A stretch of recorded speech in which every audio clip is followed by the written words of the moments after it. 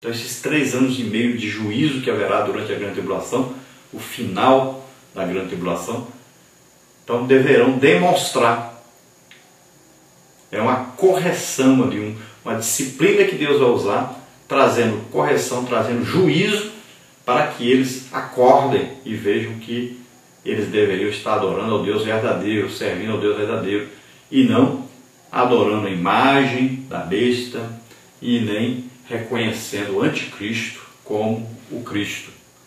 Então Deus trará terríveis juízos sobre a terra durante esse período. Também nós podemos ver que 3 anos e meio foi aí o período do ministério de Jesus, quando ele veio então à terra, nasceu como homem aqui, viveu, e teve ali, durante esse período, o seu ministério com grandes milagres, maravilhas, demonstrações de poder de Deus sobre Satanás. Ele expulsava os demônios, ele combatia, ele desmanchava aquilo que o diabo fazia. Veja que a Bíblia até diz, para isso o Filho de Deus se manifestou para desfazer as obras do diabo. Então ele veio confrontando Satanás e seus demônios. Ele expulsava demônios, curava os enfermos, libertava os cativos e oprimidos, pregava o Evangelho. Então veja bem que Jesus veio demonstrando o poder de Deus, assim como Elias fez na sua época, demonstrando o poder de Deus para que o povo se convertesse a Deus. Também Jesus veio fazendo isso. Durante 3 anos e meio, ele demonstrou que Deus estava entre eles, embora a grande maioria, a maioria maciça quase de todo o povo, não aprendeu, não aceitou, não o reconheceu como Deus. Mas Deus esteve entre eles e demonstrando que era Deus realmente, com sinais, prodígios e maravilhas. Então aqui diz que após 3 anos, Deus aparece então, fala com Elias e envia Elias a Acabe para avisar que agora ia acabar o período de seca. Porque vai acontecer agora o quê? Uma conversão do povo. O povo vai acordar, porque vai haver agora o desafio aos profetas de Baal. Então Elias vai ao encontro de Acabe e os dois se confrontam ali na conversa, né? E o rei Acabe atribui a Elias a seca, diz que Elias é o perturbador de Israel, e Elias diz, não, o perturbador é você, porque você é que adorou aí os Baalins, né? Adorou a Baal e todo tipo de manifestações de Baal aí. É você que é o culpado, e não eu. Essa seca veio não por causa de mim, mas por causa de você, da idolatria que você trouxe a Israel através da sua esposa Jezabel, e você instigou o povo, você orientou o povo, você foi exemplo para o povo para adorar esses falsos deuses. Então é você que é o perturbador, você é que está destruindo o povo, porque Deus trouxe o juízo por causa de você, por causa da sua idolatria. Então Elias disse, mas nós vamos resolver isso agora. Chame lá os 400 profetas de Azera, chame lá os 450 de Baal e mande eles até o Monte Carmelo e vamos lá. Chame o povo, convoque o povo e vamos ver quem é que é o Deus verdadeiro então. Depois que acontece isso, aí agora pode parar aí a seca. Então Deus vai trazer chuva, mas não sem Elias orar, sem Elias clamar, sem Elias ir à presença de Deus. E Elias sobe ao monte, vai orar e pedir ao Senhor que envie a chuva. E aí, depois de muita oração, aparece lá uma mão, como se fosse uma mão, é claro, uma nuvem, do formato de uma nuvem bem pequena. E Elias agora vê que a sua oração está sendo respondida e que a chuva realmente vai chegar. Então ele envia o seu servo, vai a Acabe e diz para ele arrumar o seu carro aí, aparelhar os animais e correr, porque a chuva já vem, e é chuva abundante, senão depois não vai ter jeito dele andar. Se ele não correr logo, a chuva vai pegá-lo e ele não vai conseguir chegar. Então, Acabe, ouvindo isso, então, sai com seus carros, seus cavalos, começa então a chuva vir, a abundante chuva, e Elias sai correndo e através do poder de Deus que está sobre Elias, Elias corre e se emparelha com a carruagem do rei ali e corre junto até chegar. Mas nós vamos passar aí pela nossa lição agora de acordo com os comentários do nosso pastor José Gonçalves e vamos ver mais detalhadamente a nossa lição. Vamos ver aí que a nossa lição tem aí 4 partes. Primeira parte, o porquê da seca. Depois nós vamos ver aí na parte 2 os efeitos da seca. Depois nós vamos ver aí na parte 3 a provisão divina na seca. E na parte 4 nós vamos ver as lições deixadas pela seca. A nossa introdução diz o seguinte: a longa seca predita pelo profeta Elias e que teve seu fiel cumprimento dos dias do rei Acabe, 1 de Reis 17, 1 e 2 e 18, 1 e 2, é citada no Novo Testamento pelo apóstolo Tiago. Elias, orando, pediu que não chovesse e por 3 anos e 6 meses não choveu sobre a terra. Tiago 5,17. A seca é um fenômeno climático e, como tal, é imprevisível. Todavia, no contexto do reinado de Acabe, ela ocorreu não somente como algo previsível, mas também anunciado. Não era um fenômeno simplesmente meteorológico, mas profético. Aqui veremos como se deu esse fato e como ele revela a soberania de Deus, não somente sobre a história, mas também sobre os fenômenos naturais. Então essa longa seca, nós sabemos que foi 3 anos e 6 meses, que o próprio Tiago revela no Novo Testamento e também Jesus revela no Novo Testamento, como já vimos. E sabemos que essa seca não era uma seca natural, não era um fenômeno inesperado. De repente aconteceu uma seca, nós não sabíamos que ia ter essa seca. Não, foi avisado, foi dito pelo profeta Elias a mando de Deus. E nós sabemos que essa seca não foi um fenômeno meteorológico, não era uma coisa natural, era um fenômeno profético, ou seja, resultado da profecia que Deus mandou Elias dizer. Então era uma ação sobrenatural de Deus. Então Deus estava demonstrando o seu poder sobre a natureza, sobre tudo o que acontece sobre a terra. Na parte 1 aí nós temos o porquê da seca. Então nós vamos ver aí, tópico 1, disciplinar a nação, tópico 2, revelar a divindade verdadeira.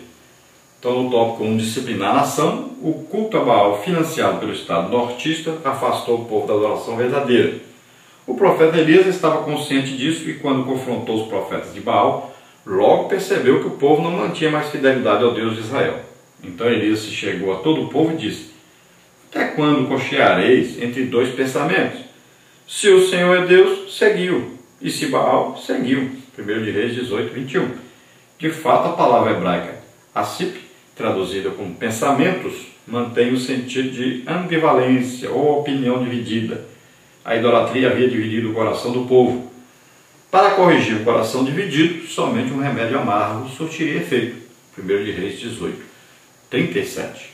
Então ali como Acabe e Jezabel cuidavam ali da estimulação da idolatria a Baal, e havia ali 450 profetas desse Deus falso sendo sustentado por Acabe e Jezabel pelo reinado de Israel do norte. Nós sabemos que além desses haviam 400 profetas também de Azera, ou Azerá, algumas tradições traz Azerá, outras tradições traz Azera. Então veja bem que o Estado financiava essa idolatria. E o povo sabia que o rei, ele tinha um contato com o reino espiritual, como acontecia no reinado lá de Saul, de Davi, de Salomão. Então eles achavam o seguinte: bom, se o rei está nessa idolatria aqui, se o rei está adorando esse Deus Baal aqui, Azera, é porque Deus verdadeiro mandou. Deus está concordando, Deus não fez nada contra. Então está certo isso. Então nós vamos fazer isso também.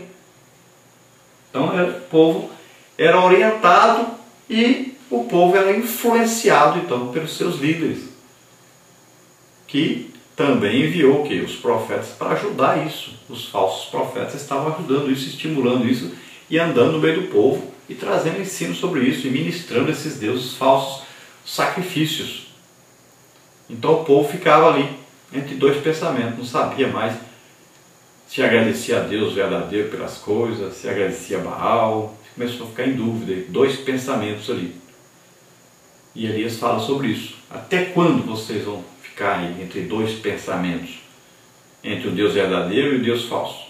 Escolhe aí um. Você não pode servir ao mesmo tempo o Deus legítimo e ao mesmo tempo um Deus falso. Escolhe aí. Ou vocês vão servir o Senhor verdadeiro, ou vocês vão servir Baal. Escolhe que lado vocês querem ficar. Porque Deus não aceita ninguém em cima do muro. Lá em Apocalipse diz que aquele que é morno, Deus o vomita da sua boca, tem nojo, né? Aquele que fica em cima do muro. Porque o muro é de Satanás. Quem fica em cima do muro já está com Satanás. Não precisa descer do muro, não. Satanás diz, olha, não precisa descer não, pode ficar em cima do muro, porque o muro é meu. Então você tem que decidir, ou você fica do lado de Deus, ou fica do lado do diabo. Não tem negócio de mais ou menos, de servir os dois ao mesmo tempo. Então, para que o povo despertasse de repente, era preciso Deus enviar uma solução para isso. E Deus envia então um remédio amargo para eles. Deus envia então a grande seca, que vai trazer como resultado o acordar do povo, para que o povo agora descobrisse que Baal e Azera não eram deuses, não eram aí responsáveis por colheitas, por chuvas, nada disso. Quem era responsável por isso era o Deus verdadeiro, que apesar de eles estarem na idolatria, continuava sustentando-os. Mas como eles insistiam na idolatria, Deus agora retiraria o seu sustento, para que eles descobrissem o Deus verdadeiro. No tópico 2, revelar a divindade verdadeira. Então, quando Jezabel veio para Israel, não veio sozinha. Ela trouxe consigo a sua religião e uma vontade obstinada de fazer de seus deuses o principal objeto de adoração entre os hebreus. De fato, observamos que o culto ao Senhor foi substituído pela adoração a Baal e a Zerá, principais divindades dos Sidônios, 1 de Reis 16, 30 a 33. A consequência desse ato foi uma total decadência moral e espiritual. Baal era o deus do trovão, do raio, da fertilidade e supostamente possuía poder sobre os fenômenos naturais. A longa seca sobre o reino do norte criou as condições necessárias para que Elias desafiasse os profetas de Baal e provasse que tal divindade não passava de um deus falso. 1 de Reis 17, 1 e 2, 18, 1, 2, 21 e 39. Deus não precisa provar nada para ser Deus, mas os homens costumam responder favoravelmente quando suas razões são convencidas pelas evidências.